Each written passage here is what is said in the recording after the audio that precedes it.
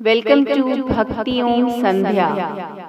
For more videos, please subscribe, like and share. Hello everyone, आज हम बात करेंगे पौष गुप्त नवरात्र के बारे में। चैत्र, आषाढ़, आश्विन और पौष, इन 4 महीनों में नवरात्र का त्योहार मनाया जाता है।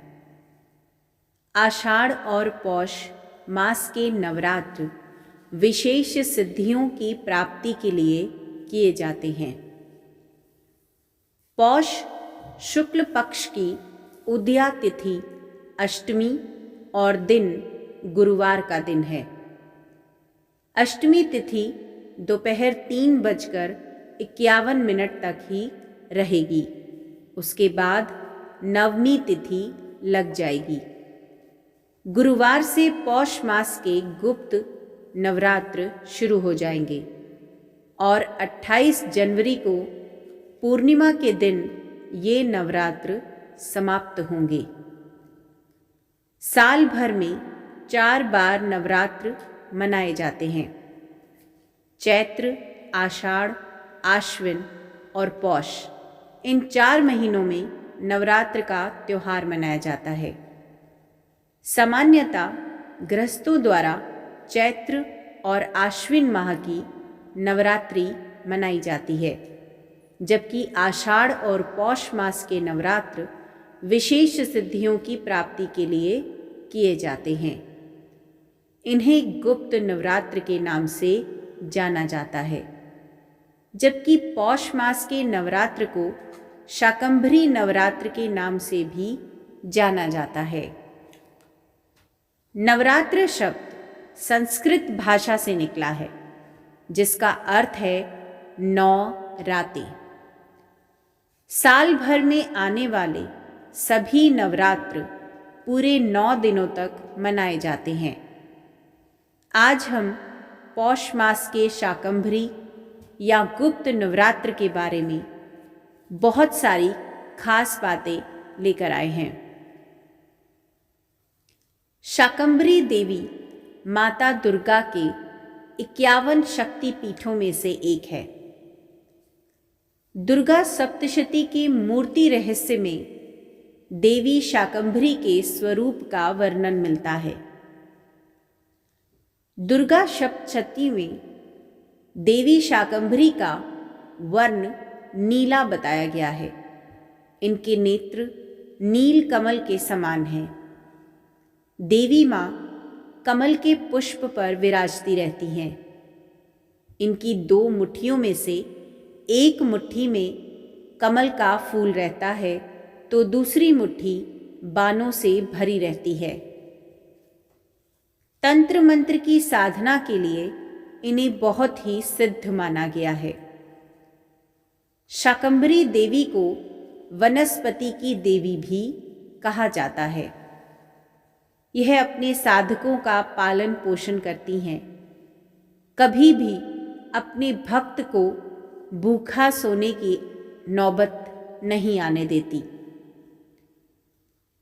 कहते हैं एक बार दुर्गम नाम के दैत्य ने ब्रह्मा जी से चारों वेदों और युद्ध में हमेशा विजयी होने का वरदान मांगा था, जिसके कारण सभी देवी देवता दुखी होकर देवी माँ की शरण में गए। अपने भक्तों का दुख देखकर माता की आंखों से जल बहने लगा और ये जल की धारा हजारों साल तक बहती रही, जिसके चलते पूरी दुनिया में अकाल पड़ गया। तब माता ने अपने शरीर से उत्पन्न विभिन्न साग सब्जियों और वनस्पतियों से संसार का पालन पोषण किया। उसी दिन से देवी दुर्गा का एक नाम शाकंभरी भी पड़ गया। सामान्य और गुप्त दोनों ही नवरात्र में कलश स्थापना करना अनिवार्य है। गुप्त नवरात्र के दौरान कलश स्थापना के लिए वास्तुनाग और सूर्य की स्थिति का ध्यान रखना चाहिए। सूर्य इस समय धनु राशि में है। दिशाओं के हिसाब से बात करें तो कन्या, तुला और वृश्चिक पूर्व दिशा में आती हैं। धनु, मकर और कुंभ दक्षिण दिशा में, मिथुन, कर्क और सिंह उत्तर दिशा में, जबकि मेष, वृष और मीन राशि पश्चिम दिशा में हैं। सूर्य जिस राशि में होता है, वास्तु नाग के मुंह की दिशा भी उसी आधार पर तय की जाती है। साथ ही सूर्य देव पूर्व की ओर से अपनी गति शुरू करते हैं। अतः पूर्व दिशा से दक्षिण की तरफ यानी दाहिनी ओर 10 डिग्री के अंश के अंदर कलश की स्थापना करनी चाहिए। एक बार मैं आपको फिर से बता दूं, पूर्व दिशा से दक्षिण दिशा के हिस्से को 9 बराबर भागों में बांटें। अब पूर्व दिशा से पहले भाग का चुनाव करें और वहां पर गुप्त नवरात्रि के लिए कलश की स्थापना करें। कलश स्थापना के लिए जगह तो तय हो गई। अब इस हिस्से की सबसे पहले सफाई करके वहां पर जल छिड़ककर साफ मिट्टी या बालू रखनी चाहिए। अब उस मिट्टी या बालू पर जौ की परत बिछानी चाहिए। फिर पुनः उस पर साफ मिट्टी या बालू की परत बिछानी चाहिए और उस पर जल का छिड़काव करना चाहिए। अब मिट्टी पर बिछाए जौ के ऊपर मिट्टी या धातु के कलश की स्थापना करनी चाहिए। किंतु गुप्त नवरात्र में मिट्टी के कलश की ही प्रधानता है।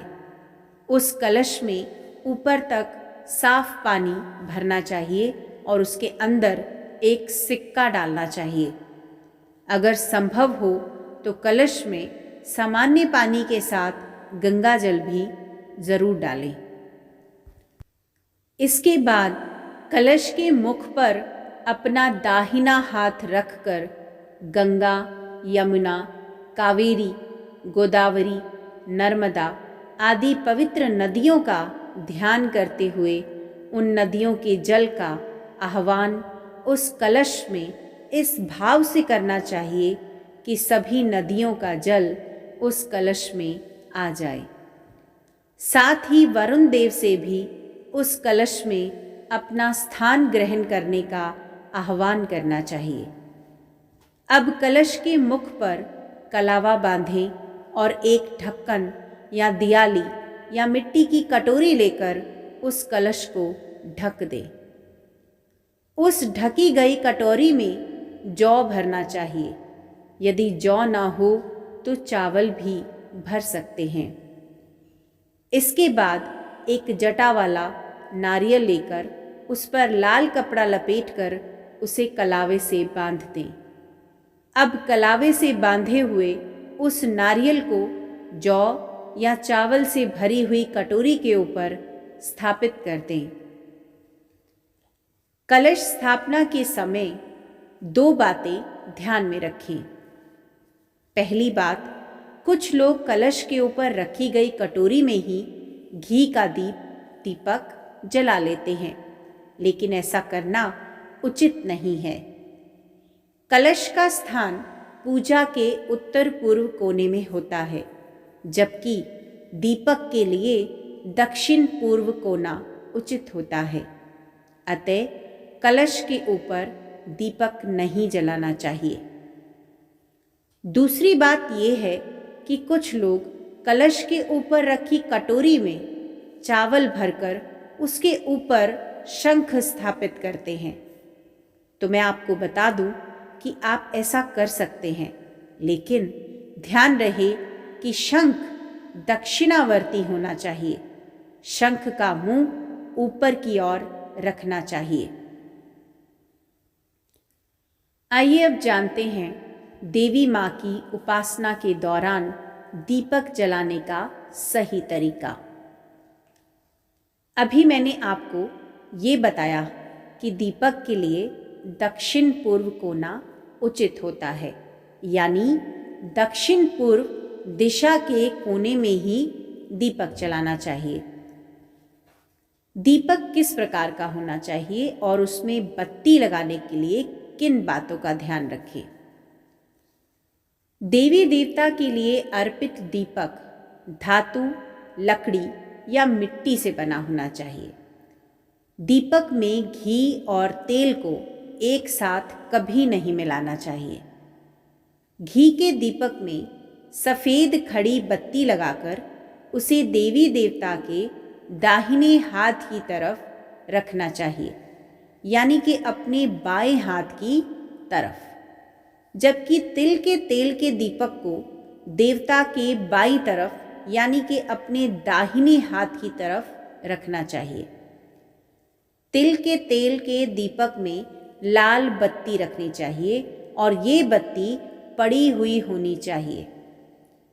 घी का दीपक देवता के लिए होता है, जबकि तेल का दीपक साधक की कामनाओं के लिए होता है। तो आप अपनी इच्छा अनुसार 1 या 2 दीपक जला सकते हैं।